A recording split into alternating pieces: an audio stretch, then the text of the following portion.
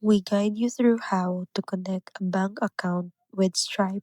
So, the first thing you need to do is to log in your Stripe dashboard and make sure your account is fully activated because Stripe will not allow bank connections if your business details are incomplete.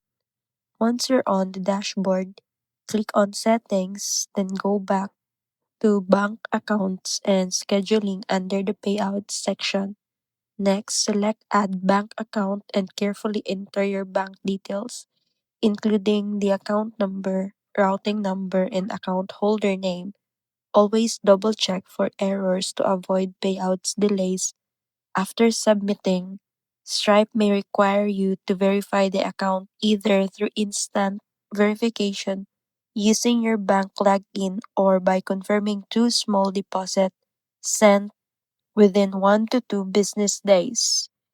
If you choose the deposit method, simply check your bank statement, return to Stripe, and enter the exact amounts to complete verification. Once confirmed, set this account as your default payout method so all features earnings go directly into it without interruptions.